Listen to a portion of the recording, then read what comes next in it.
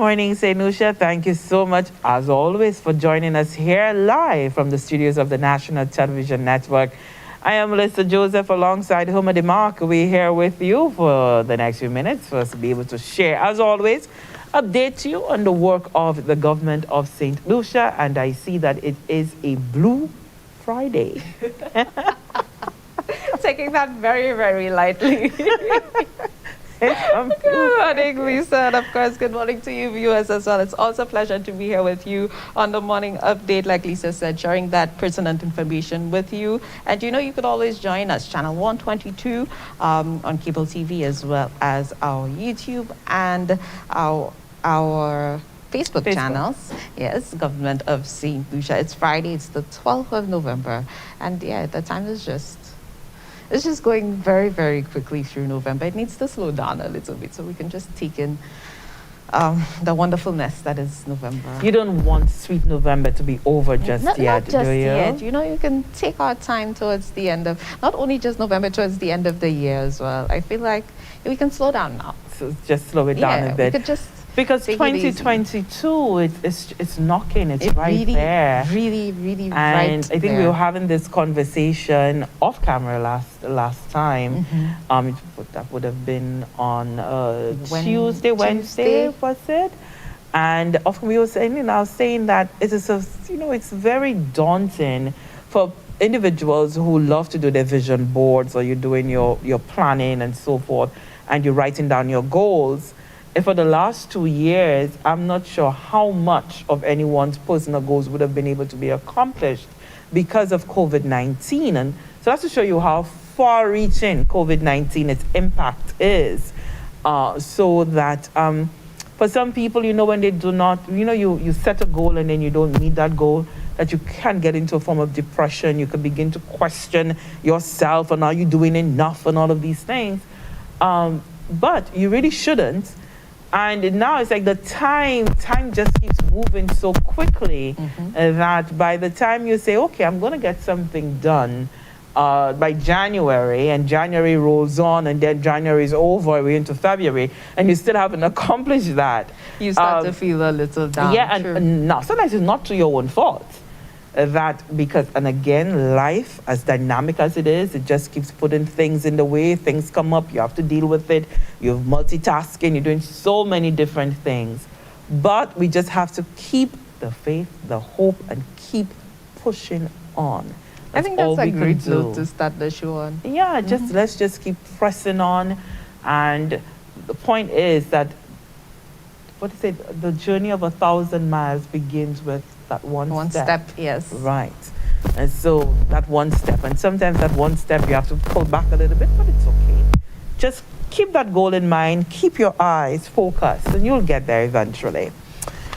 So, Homer, it has been quite an interesting week that we've been able to go through. We've saw the return to the classroom for our students, all of our students returning to the physical setting.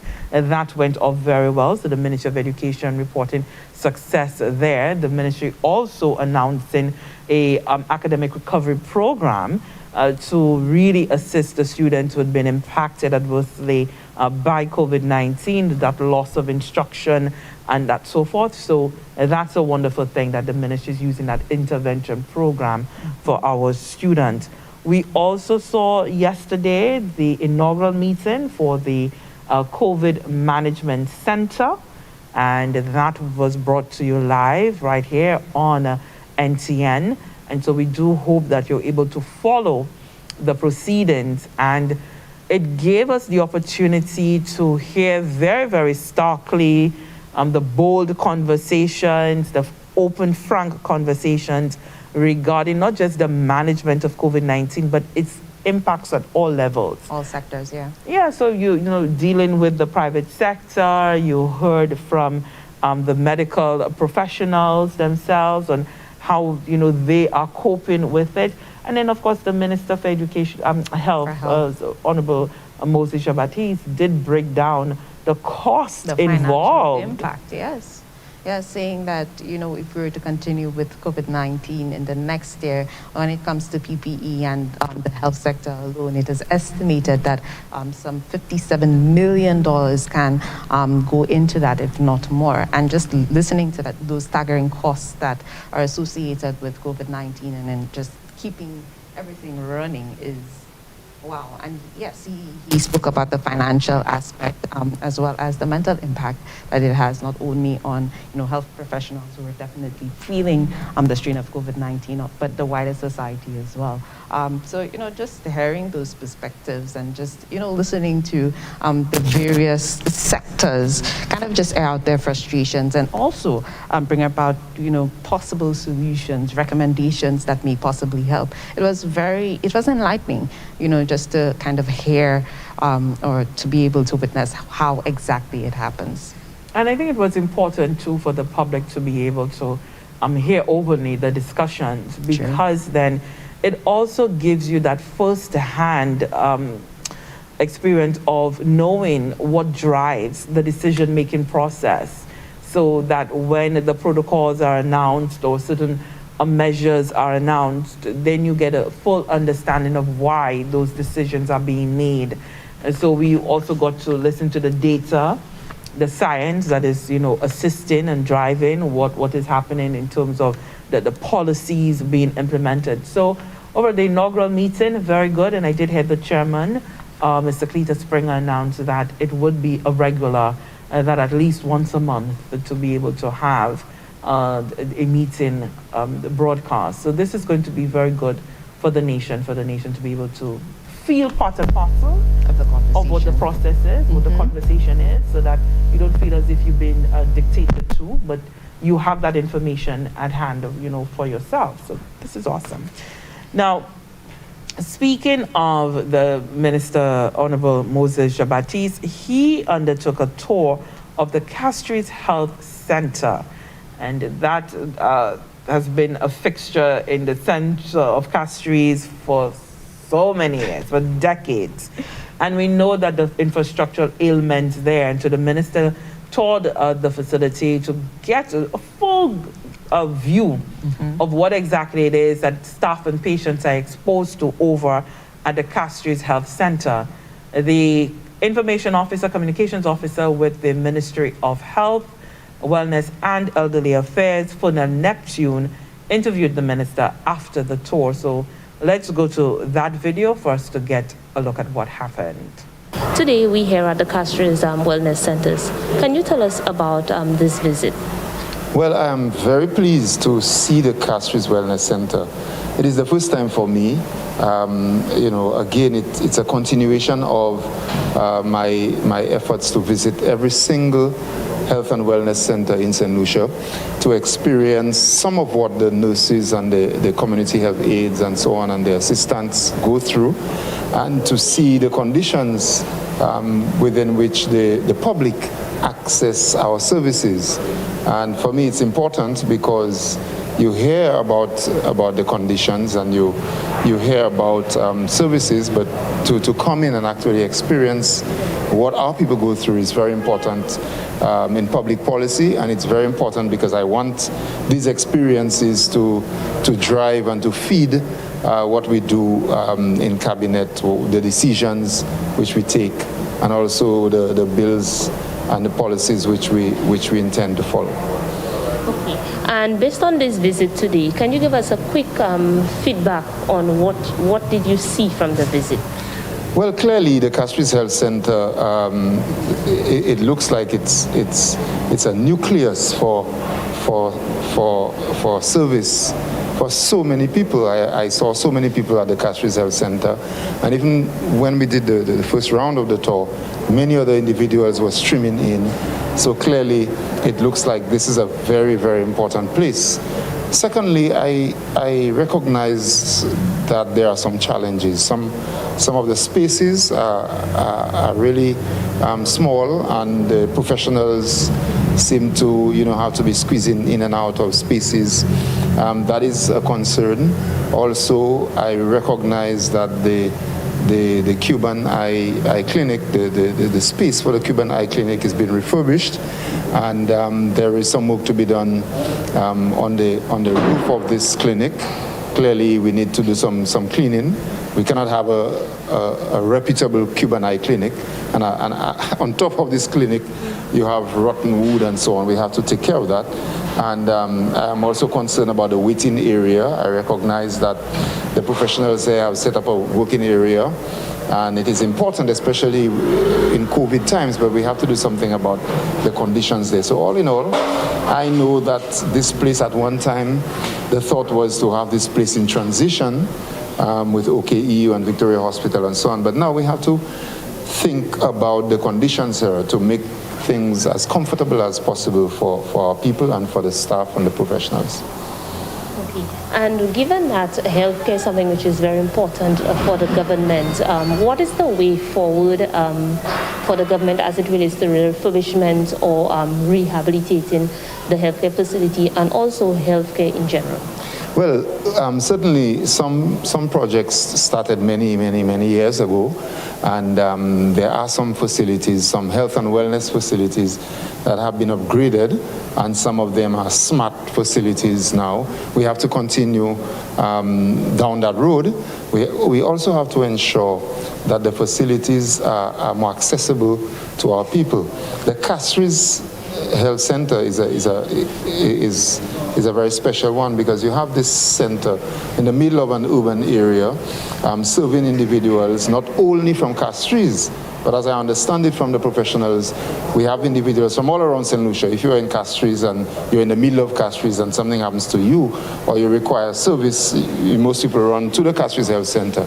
So we have to look at the Castries Health Center, and while we think about the future for the Castries Health Center, we need to do more to improve the conditions here. So I will be going back to Cabinet and to speak to the Prime Minister and so on, and the parliamentary representative, Honorable Richard Frederick, who really wanted to be here but got caught up in a meeting.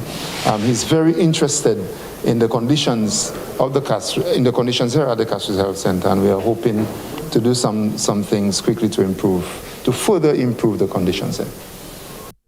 Minister Honorable Moses Jabatiste as he undertook a tour of the Castries Wellness Center. We know it best as the Castries Health Center there on Chaussee Road. And as I said, it has been there, a stable fixture there, an institution.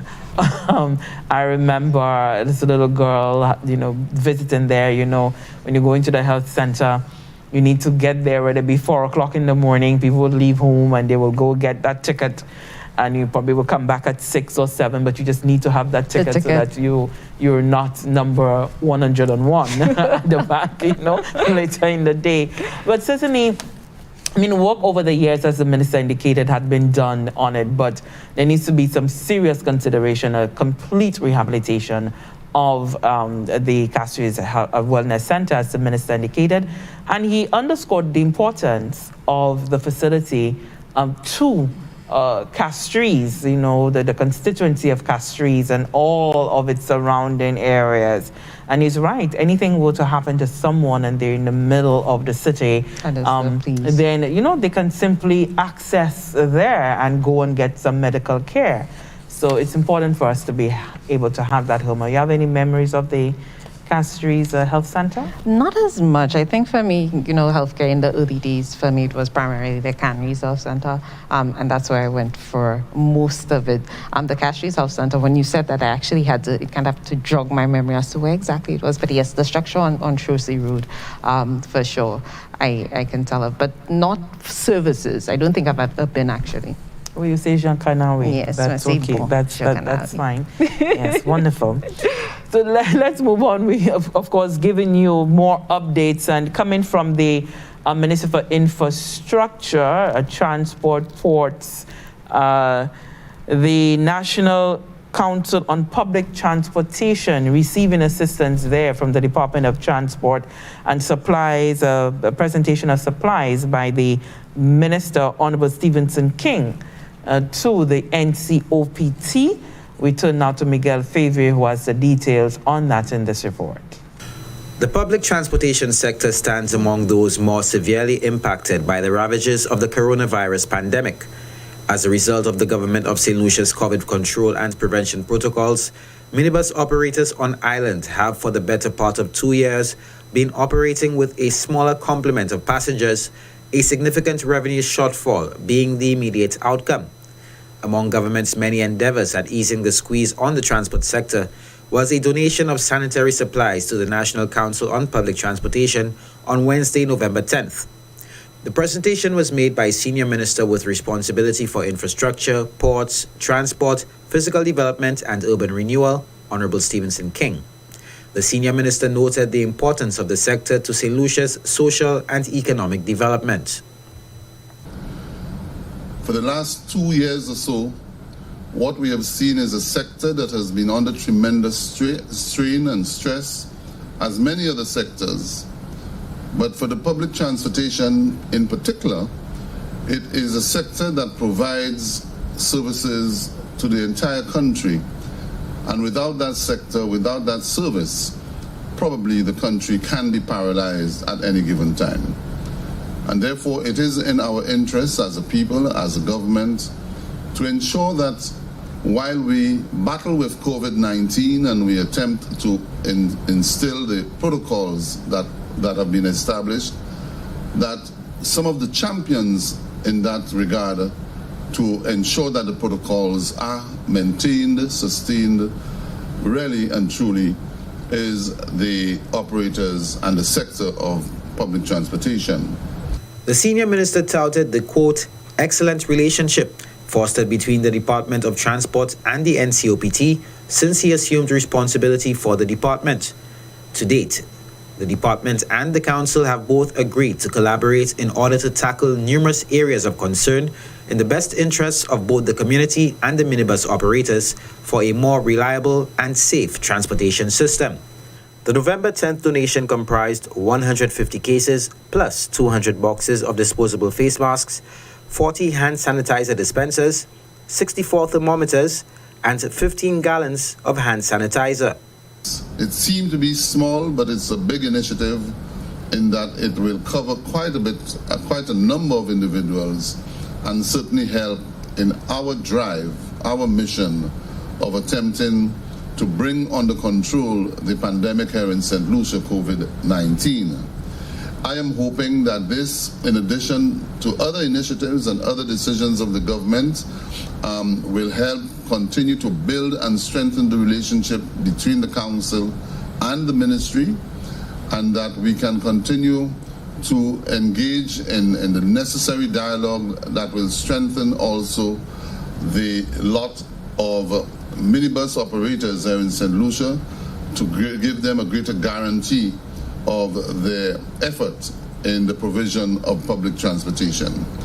The government of St. Lucia is in the process of finalizing the fulfillment of its commitment to provide COVID relief in excess of $1 million to minibus operators. President Godfrey Ferdinand accepted the donation on behalf of the National Council on Public Transportation. It looks small, but it will do great things for us. Each driver will receive 50 masks.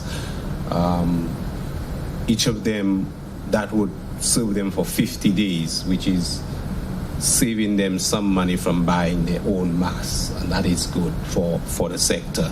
So I want to thank the Minister for his approach and method of operation since he's been president of, what should I say, Minister of Transport, sorry about that, Minister of Transport. He has extended a warm, open door policy to us as well as the PS, and we are grateful for that.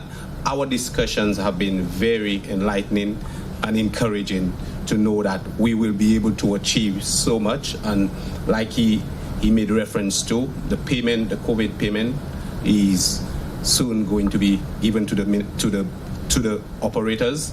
The handover was made during a small ceremony at the conference room of the Department of Infrastructure, Ports and Transport. Reporting for the Ministry of Infrastructure, Ports, Transport, Physical Development and Urban Renewal, I am Miguel Favre. And thank you, Miguel, there informing us on what's happening with the within the Department of Transport there. Wonderful donation. Homer, here at GIS NTN, we've had so many discussions with representatives of the NCOPT, Exactly what I was especially at the height of our fourth wave, where a number of the members were affected by COVID-19, being infected, being impacted by the cost and so forth. So we are certainly the sector, the public transportation sector, welcoming that assistance there by the department, by the minister. Very well deserved. And as the president was saying, that for some people it may seem small, but the reality is that it is assisting in the overall national fight. It's one, and it is certainly sort of buffing up the resources that the members of the council would have to find in order to, play their part in ensuring people are safe. Surely, and you know that the public transportation sector is one that is so important when it comes to people's daily lives. It's something that, you can't just say, I'm not taking a bus, I'm not taking transport. For a lot of people, that is not their reality. So the fact that they are getting, supplies that could assist them with hand sanitizer, the dispensers, it really does help. Yes, No matter how little. And I know, like you said, in prior conversations that we've had with members of the NCOPT, they have mentioned even the public sometimes giving, just maybe a bottle of hand sanitizer, a box of masks that assists. So, those donations, or this donation in particular, definitely will boost their efforts in keeping the public safe, and that's quite nice to see. Just speaking of public services, the Minister for Home Affairs, Public Service, as well as Labor and Gender Affairs, Honorable Dr. Virginia Albert Poyot. She recently took a tour of the Babonneau fire stations and police stations to kind of get an understanding of what the situation is at those two service areas, and to see how she can assist them in better fulfilling their duties. We do have a report on that, so let's go through that report and hear from the Minister responsible for Home Affairs, Public Services, Labor and Gender Affairs. Minister for the Public Service, Home Affairs, Labor and Gender Affairs, Honorable Dr. Virginia Albert Poyot, toured the Babonneau police and fire stations to gain a better understanding of the challenges faced by officers in fulfilling their duties. Some of the issues communicated to the minister included inadequate and insufficient resources. The type of vehicle they have is not conducive to the terrain where they have to work in some of the difficult areas in Babonneau, especially if they have to go and do some exploration and investigation in the Grand Anse area and certain areas where the road is not very motorable. So it could be a challenge for them to access these areas. So we have to pay some close attention to that concern from the police. The fire officers did complain about equipment, and they have an ailing fire truck, and they need better equipment for them to move around to do their work. And that comes with a fire station that was recently built, just about 3 years. And you cannot put dilapidated equipment to work in a modern institution. So we have that challenge on our hand, because as we move around and we look at what is needed for both police and fire, as we upgrade the facility, we must also upgrade the equipment. The Babonneau Fire Station is also grappling with a shortage of manpower.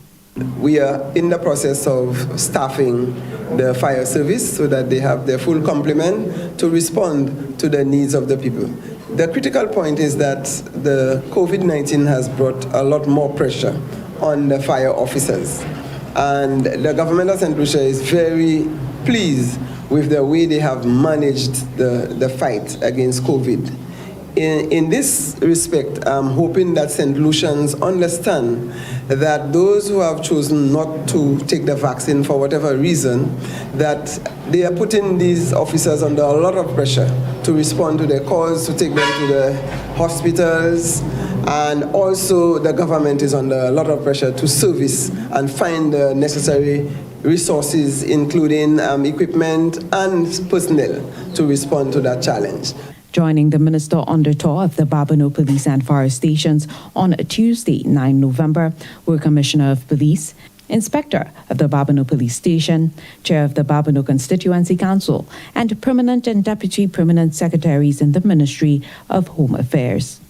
From the Government Information Service, Huma Dimark reporting. All right, so that is hearing from Minister for the Public Service, Home Affairs, Labor and Gender Affairs, Honorable Dr. Virginia Albert Poyat. And one of the things that during the tour, she recognized that both stations was, inadequate resources, and she kind of given a commitment to be able to assist the fire stations and police stations in fulfilling their duties in those areas. So that's one of the things we saw there from that. And the minister is due to be to undertake similar tours to the other outposts across the island. So we're looking forward to seeing her visiting the other outstations. And still speaking about outstations, the constituency councils, we've had the finals because we've gone from the north to the south to the east and the west. Yes. And so we now have the final installation. So a report on that. Yes. Talk to us about which one that is. The Mico South Constituency Council. So for the Mico South Constituency Council, we heard from the chair, who is female, and she kind of gave a lot of jabs saying, we're not looking for a role here, I'm quoting. She said, if you want something to be said, you ask a man.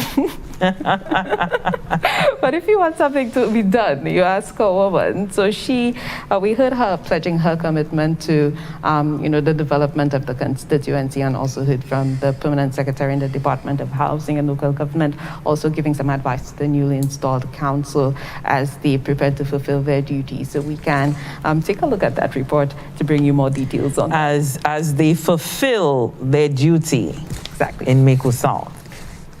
The Mico South constituency saw the installation of new members to its local governing entity, the Mico South Constituency Council. The council is responsible for the cleanliness and beautification of the constituency, the management of public facilities and assets, and the collection of resources and expenditure for the benefit of the constituency. Permanent Secretary in the Department of Housing and Local Government, Dr. Cordelia Lane Ambrose, encouraged the newly sworn-in councillors to rise to the challenge of their new posts. It is your responsibility, Madam Chairperson, and your team to advocate on behalf of your constituency in an effort to ensure that the views of all residents are represented. Your position empowers you and dictates that you act and make decisions in an open and transparent manner. As you go further into your tenure, the department will continue to challenge you with more projects and opportunities, be it through local, regional, or international sources, which will aim at benefiting and spurring this community forward. As the department responsible for local government, it is our responsibility to guide each council in the correct path towards optimum local governance. We will equip each council board with tools and skills necessary to understand their roles and responsibilities through our orientation sessions, and will continue to support you throughout your tenure. Chairperson of the Mico South Constituency Council, Catherine Maximin, pledged her commitment to fulfilling the mandate of the council.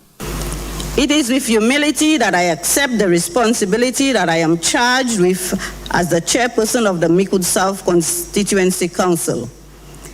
My team and I affirm our commitment to work diligently to bring about positive changes and developments in Mico South. While we may be individually strong, we are collectively powerful. Hence, we will work tirelessly to champion the cause of this council and to steward its mission. My team and I will focus on placing the people first. The people of Mico South will be part of that change. They'll be part of the decision-making process. We will engage our constituents in constant dialogue as to how best we can address their needs. Together, we will work towards the betterment of the constituency. Nadia Baptist was appointed as Deputy Chairperson of the Miku South Constituency Council. From the Government Information Service, Lumedi Mark reporting. So we heard there from the chair of the Miku South Constituency Council, Catherine Maximin, and her deputy being Nadia Baptist. So there's some woman power going on in that council there. It's interesting now that the councils are, installed to kind of see the development. It's interesting to see, especially now they're going to have some friendly competition amongst them to be able to see how the fare and progress with executing their responsibilities throughout the different constituencies. And you mentioned all that woman power going on. Let's not forget, we're coming up to the International Men's Day. Yes. So we're coming up to that. But we'll be having a lot more on that as we begin to approach that timeline. But I brought that up, Homer. I was piggybacking on your line there because we have details coming up of what I think is a wonderful, wonderful movement that's happening. We have Girls Who Brunch. And so you have two organizations coming together to be able to assist our young girls and women, those who are faced with adversity, domestic violence, and so forth, to really help empower our women and our young girls. So let's go to the details of Girls Who Brunch. Born out of passion and love, the Girls Who Brunch Tour St. Lucia Experience 2022 is a collaboration between Do Nation Foundation and Girls Who Brunch. The Girls Who Brunch Tour, scheduled for July 2022, aims to cultivate, inspire, and empower at-risk girls between the ages of 9 and 17 years old.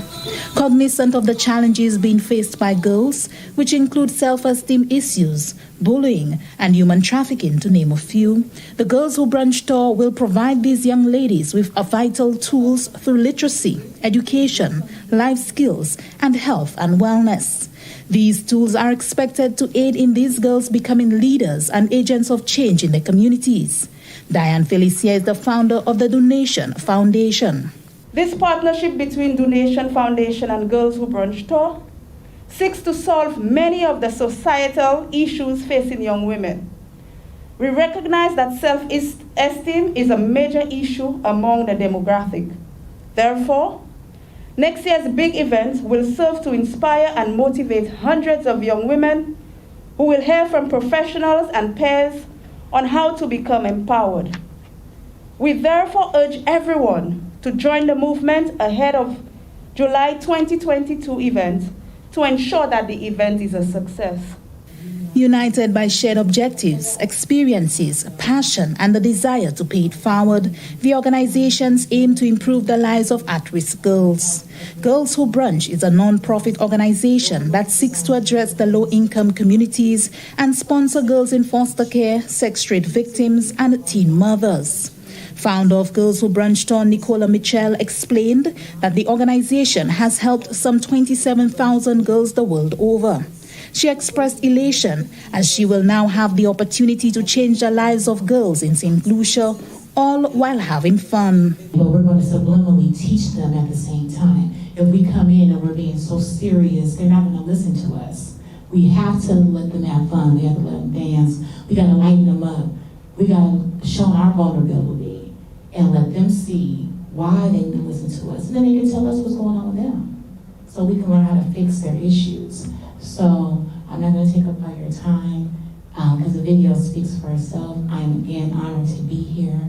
I am again honored to work with you and partner with you. And we're going to change some lives. We're going to continue changing lives. The 18-time published author also handed over her most recent publication to the Do Nation Foundation during the launch. Participants in a recently held Girls Who Brunch Tour online conference shared their experience. I would like to thank Girls Who Brunch Tour and Do Nation Foundation for this opportunity. When I attended the Girls Who Brunch Tour online conference, it was a nice and fun experience. We learned music and had our own DJ names and also made some fun things. I also made a lip scrub using natural ingredients. I also want to say thank you to Miss Nicola Mitchell for this opportunity, and I will be happy to enjoy the experience in St. Lucia rather than through a computer. My experience was a fun one. I would love for my family members and my friends to participate in Girls Who Brunch. My DJ name was DJ Purple Pizza, and I thank Miss Diane for teaching us how to be a DJ. Thank you. Participant Rafaela Lara Jen said for her, the experience was life-changing. My experience with Girls Who Brunch was life-changing. First, I had classes with DJ Queen, Miss Lavon, Christiana Alexander, and of course, Auntie Nicola. First, we learned how different genres, of course, which I never knew about. Then after, we learned about what it's like to be a DJ. Then Miss Lavon, she is a wonderful lady. I love her so much. She taught us how to build our self-esteem, because before I had a low self-esteem. My mother always told me, you are the best girl in the world, but I didn't really believe at first. So then after, when I met her, I used to give my mother a lot of trouble. I still do. And when I met her, she just changed me, and I'm happy for that. Next, on the other hand, Christiana Alexander, who is the owner of Sweet Christie, showed us how to make bath bombs, face scrubs, just for us to feel welcomed in the world. This is why I love to be a part of Girls Who Brunch. The organizations have partnered with a number of agencies, both public and private, in the execution of the Girls Who Brunch Tour St. Lucia Experience 2022. From the Government Information Service, I am Janelle Norville. Wonderful. They're a great initiative taking off, St. Lucia being part of that global movement. And speaking about global movement, we're also going to begin the 16 days of activism that's going to come, because we have November 25th is supposed to be the International Day of the Eradication of Domestic Violence against women. So we are definitely within the month, as we say, where everything is going on, and great awarenesses and observances are there for us in terms of our social fabric. That's important.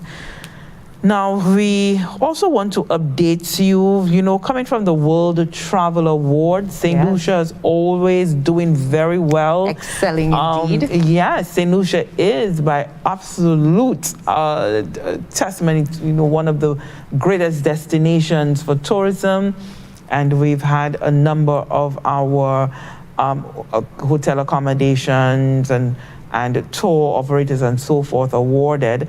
The ancillary service providers being awarded. And this year, coming out of the World Travel Awards held, that would have been in London, the Minister for Tourism, Honorable Dr. Ernest Celeste, felt it fitting that the ancillary service providers, those who were awarded, to really recognize them locally and so forth. So there was that recognition ceremony that was held.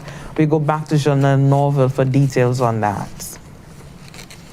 The Ministry of Tourism, Investment, Creative Industries, Culture and Information, in collaboration with the St. Lucia Tourism Authority, held an award ceremony in recognition of award-winning ancillary service providers at the recently held 28th Annual World Travel Awards. Chairman of the St. Lucia Tourism Authority, SLTA, Thaddeus Antoine, highlighted the importance of recognizing the hard work and dedication of tourism industry workers as they contribute significantly to the industry. He explained that the SLTA remains committed to its mandate, working with all stakeholders to realize a vibrant and sustainable tourism sector in St. Lucia. On behalf of the World Travel Awards, as we this evening bestow this honor on all your awardees, we at the Tourism Authority are committed to fulfilling the mandate of creating strong demand for St. Lucia in the global marketplace and to stimulate sustainable development.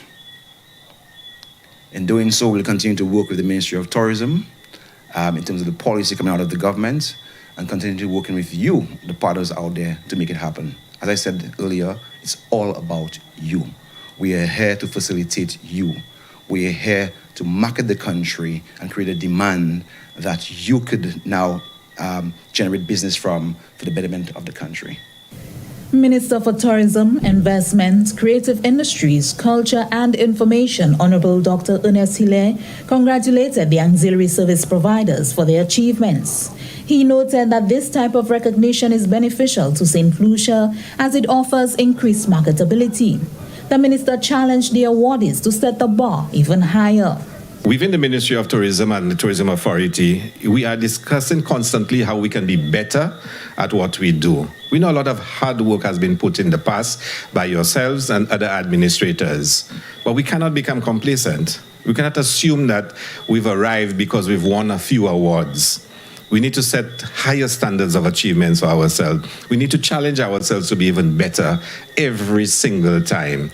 And as we strive for that excellence, we really want to call on all the stakeholders, all of you, to join us as we chart the way forward where St. Lucia can be even better recognized. And internally, we've spoken about how we want to now be among the top for the diving sector. How can we now not just be number one for romance tourism, but number one in the diving sector?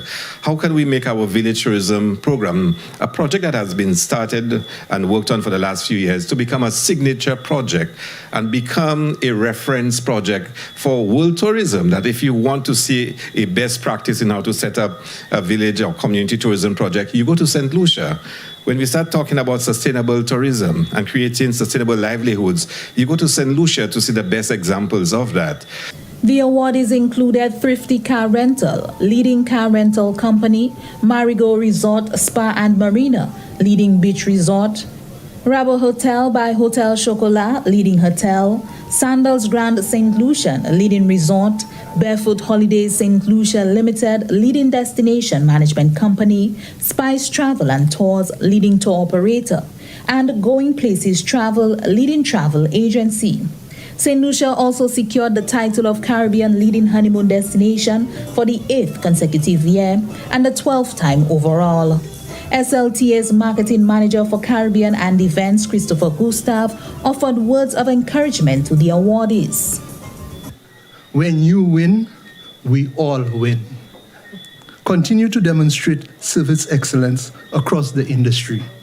And we hope that tonight's event will continue to encourage you and other service providers to strive for excellence.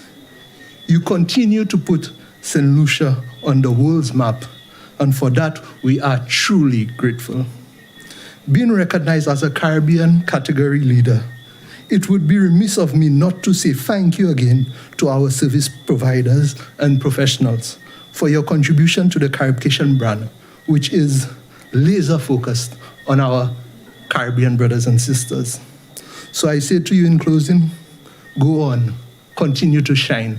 St. Lucia is still in the running for the title of World Leading Honeymoon Destination. The winner of this category will be announced on the 26th of November 2021. The World Travel Awards was established in 1993 to acknowledge, reward, and celebrate excellence across all key sectors of the travel, tourism, and hospitality industries. From the Government Information Service, I am Janelle Norville. And it's nice to see that all of the hard work that St. Lucia puts in, and it really does take the hands of every single St. Lucian to really make the island a choice destination. It really does. Even though you are not directly involved in the tourism industry. Very true. Okay, Homer, so let's get into some really fun stuff right now.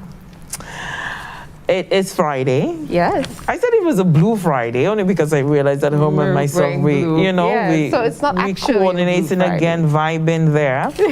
But it's also fashion Fashion Yes, it Friday. is. And you know that early we had Ms. Joyce Medrick, who's the president for the St. Lucia Fashion Council, and she gave us the details, the skinny, as they say in the industry, about the Fashion Fridays and the need to make it a real national movement, because the real objective of Fashion Friday is to have all of our local creators, the designers of dresses, outfits, whatever you want to refer to it, of those for bags and jewelry and all sorts of, even, you know, the artwork and so forth, to be able to support. And it is really about buying local. Yes. COVID-19, and you know, we've been saying this all the time, every single sector was dealt a severe blow because of COVID-19. And so the idea now, because we didn't have all of these events, because St. Lucia's fashion business is really event-driven. Sure. People need to, you know, Christmas coming up, everybody wants an outfit, especially for during the carnival time, yes? Yep. And so you found, and Homer, you would know this, people, you know, for all of the fringe events that would be happening around the St. Lucia Carnival, every fete there is, somebody would say that they need something to wear, people would be creative, they would get something made. But we had none of that. We've had none of that for the last 2 years. 2 years, yeah. As a creative, do you feel, you know, that you have been drained of all your energies and creative spirits? Carnival time really was an exciting time for me, and it wasn't, yes, it's the music, it's the excitement, but the clothing, the outfits for me were particularly fun. And yeah, you do see, even speaking to a lot of the creatives, they will tell you that they're feeling it.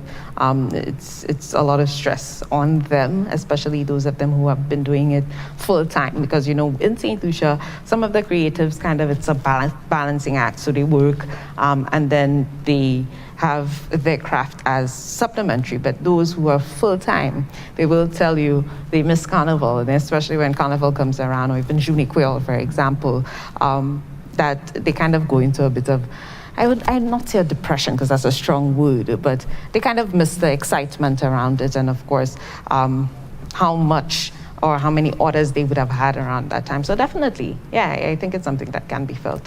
And so maybe Fashion Fridays, and what the president for the St. Lucia Fashion Council is hoping that this would be a way to sort of both, you know, get people excited once again and try to get that economy circulating as much as possible.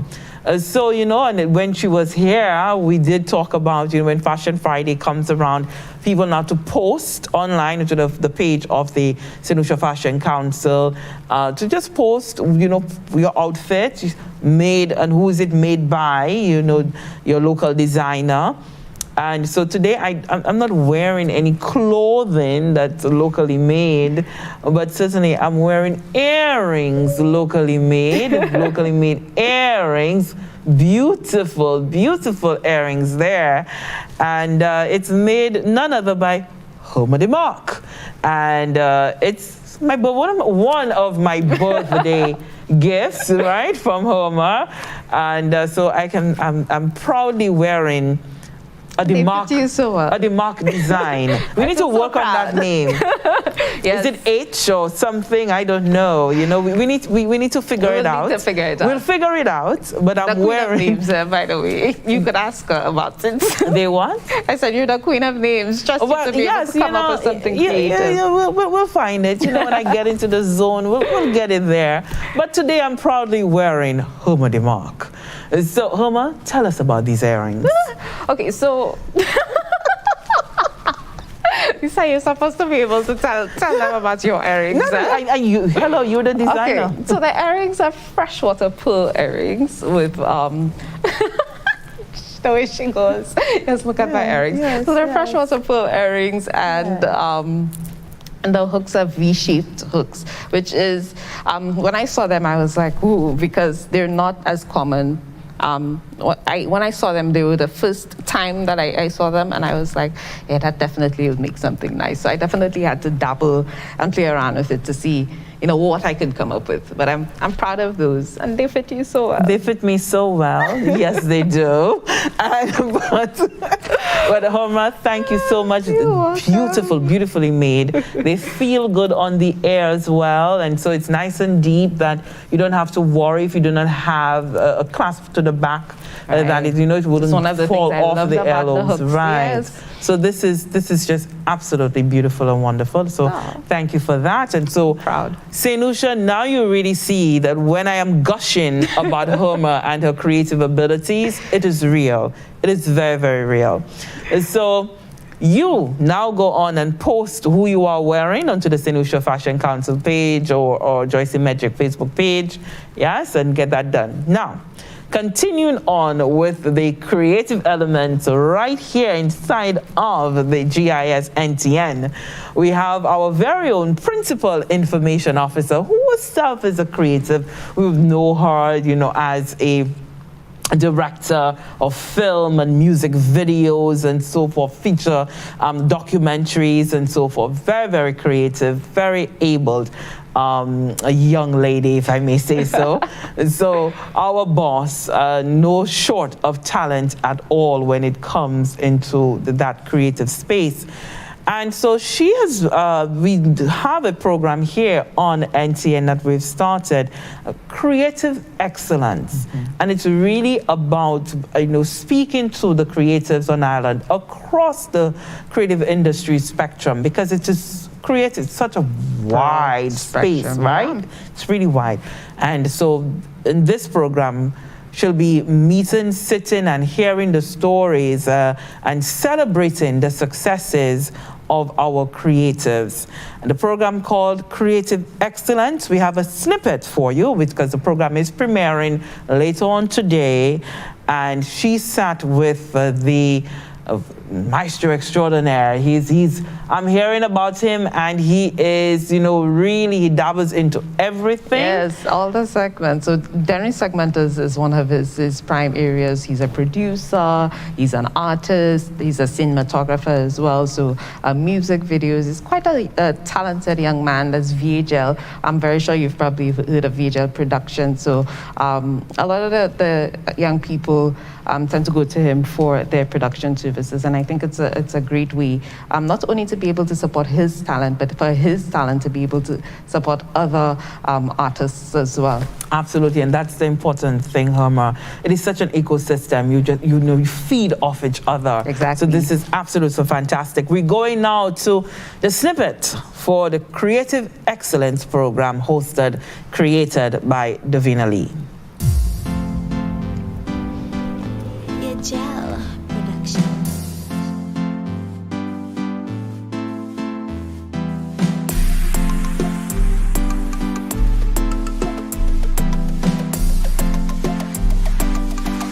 Welcome to Creative Excellence. I am your host, Davina Lee, and we are coming to you from the studios of the Government Information Service.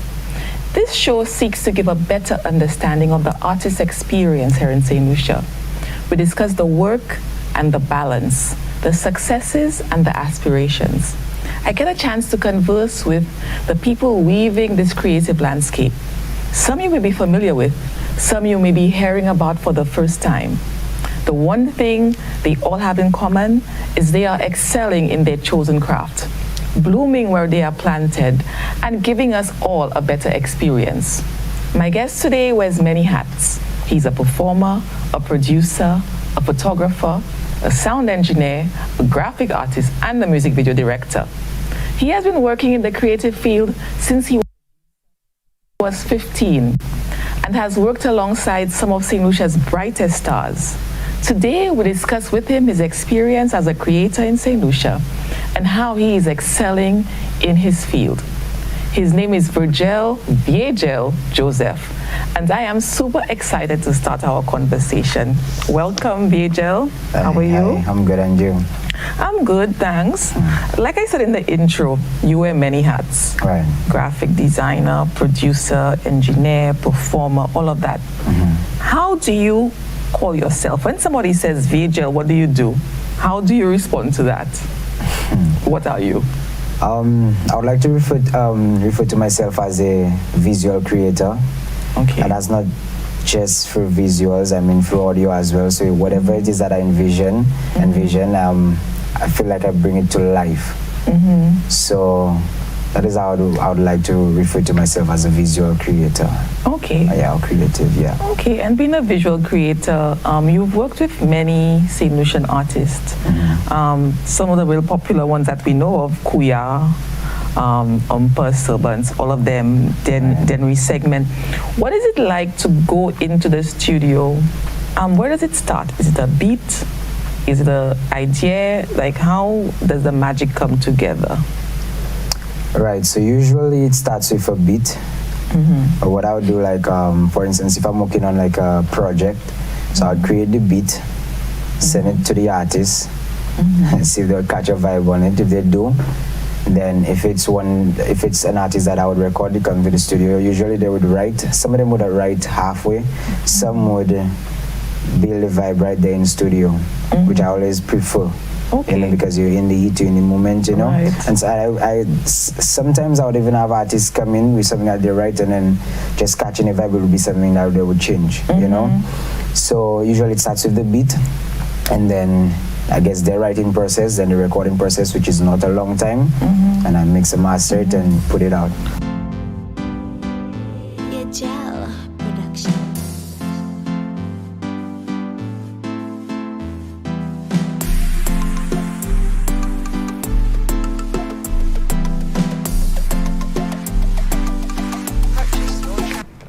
Creative excellence there, Homer. Can't wait to hear it all. That program is premiering tonight, 8 p.m. 8 p.m. Friday, 8 p.m.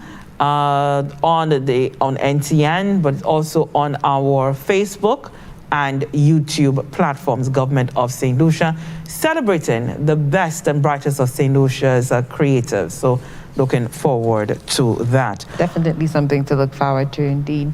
And also on Sunday, Remembrance Day, this Remembrance Day parade, that is going to happen. And of course, our team will be out there capturing all of the images, and so that we can bring that to you. So let's remember all those who fought for our freedoms on Sunday. Oma, nice. you're closing? Yes, just to close very quickly, let us remind you of the places that, you can get vaccinated today. So if that is something that you are looking to do, vaccination sites available today, vaccination available today at the VG Sports Complex, as well as the Grocery Human Resource Center, the Sufre Hospital grounds, and the Jack Mel Wellness Center from 9 a.m. to 4 p.m. So you could definitely visit any one of those sites between those times to get vaccinated. Reminding you your confinement hours today, it's 10 p.m. to 4 a.m. So you or can be guided accordingly. It is Friday. It is the 12th of November. How can I forget that? It is the 12th of November, 2021, and it's the morning update with Lisa and Uma. Yes, and you can join us on Monday. We'll be speaking to more creatives on Monday because as part of Business Month, our entrepreneurs, Global Entrepreneurship Week, coming to an end. So we want to be featuring some of our brightest and youngest again. So that's going to be fun. And throughout the week, we'll be updating you on, as always, what's happening with the government of St. Lucia. I am Lucia, alongside Homer, saying goodbye. In an effort to ensure patient. So.